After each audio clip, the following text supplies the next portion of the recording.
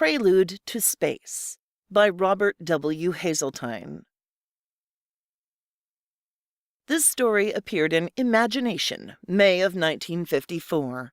Extensive research by Project Gutenberg at Gutenberg.org did not uncover any evidence that the U.S. copyright on this publication was renewed. I was climbing the steep side of a central Wisconsin hill, holding my bow away from my body for balance, when I first saw the stranger. He sat on a stump at the crest and watched me struggle up. As I drew nearer, I panted out a greeting and received his cheerful "Hi" in return. When I finally reached the top, I threw myself on the ground and began catching my breath. He didn't say anything at first, just looked at the bow and the quiver of arrows on my back. Finally he said, "May I look at it?" and reached for the bow. I handed it to him. He examined it carefully and returned it. "Beautiful workmanship. Is that all you use?" he asked. "I never cared much for guns," I answered. "I've always thought a bow gave the animal more of an even chance for his life."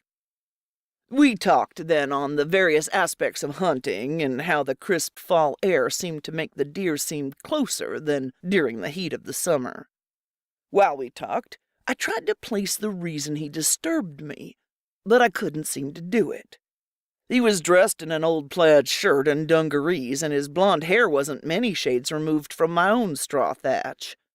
But there was something odd about him that I couldn't quite find. "Perhaps it's the cloth." His words surprised me. "You see, it hasn't been discovered on this planet as yet." My face must have shown astonishment because he went on in the same vein. "I admit it's confusing, but it's also true. My clothes weren't made on Earth." He chuckled then, deep in his throat. "I don't blame you for being confused. I know how I would feel if I met an extraterrestrial being before space travel was a reality." I kept staring at him. Finally, I blurted out, "What in Sam Hill are you talking about?" He leaned forward on the stump, and his face grew earnest. "You might say I'm a poll-taker. I have to decide certain things from various interviews with individuals I meet." "What are you trying to prove?" I asked. "I'm sorry, but I can't tell you that until I'm finished with the interview. If I told you, your interest in the subject would tend to prejudice your answers." "Fair enough. What do you want to ask me?" He pulled out a notebook and smiled. "These questions may seem a little silly, but I must have straight answers to them. Will you go along with me?" I nodded my head. "Let's see now. If you were the head of a government and wanted to ascertain whether another country was ready for admission into the United Nations, what would you do?" I shrugged. "I suppose I would read books and magazines from the country, and possibly have an interview with the heads of the government. After I had collected my data, I could then act upon it." "For the sake of argument, suppose the books and other periodicals were written so as to be prejudicial in favor of the government, and the heads were also coloring what they said." I thought for a minute. "In that case, I suppose I would secretly place someone inside the country to interview the people and get a first-hand view of the situation. Then I would act on his data." He nodded his head. "Yes, the people themselves and the conditions they live in will give you the needed data." He turned a page in the book.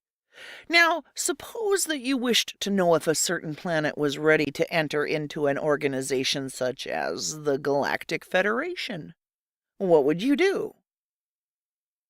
"I suppose I'd act as I did before, place people inside the various areas of the planet to interview and observe. They would bring back the information needed to ascertain whether they would be an asset or a detriment to the organization." I thought to myself that the question was a trifle silly. After all, hadn't science proved that life couldn't exist on the other planets in our system? He relaxed after I answered, and his smile was brighter than the previous one. Right, he said. Naturally, we had to learn the language first, but now a first-hand check can be made. You see, there is a civilization out there. He raised his hand and swept the sky. And we have to check to see if this planet is ready to take its place as an adult civilization with the rest of us. Earth, within a very short time, will be reaching her fingers into space. Once she gets there, she will be eligible to join the Galactic Federation. That's all right, I said. Then we can exchange culture and knowledge with other civilizations. Yes, if you are eligible to join. But you said that once we reach space, we will be eligible. Look at it this way, he said. The main purpose of the Galactic Federation is to promote peace and understanding among the various planets. Earth would have to be prepared to take its place as just another member, and not an important member at that. Earth, you see, is one of the smaller planets, and also would be the latest one to join. In times past, some planets have reached space without being fully prepared for what they would find. They still had internal troubles on their own worlds. We had to place them in quarantine until they reached that degree of civilization where they were ready to live in peace. Now, we check a planet before it reaches the space travel stage.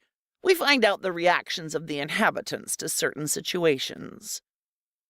What sort of situations? I asked. Well, naturally, we want to see their artifacts as an indication as to their advancement. We have to know what the average man thinks of space travel and trade with other planets, and their ideas on peace and their feelings towards their fellow men. All are very important. Actually, when a planet once enters the Federation, the people are the ones to decide on peace and war. So if the majority of the people on a planet are peace-loving, that planet is ready to enter the Federation. But how do you find out all these things? I asked.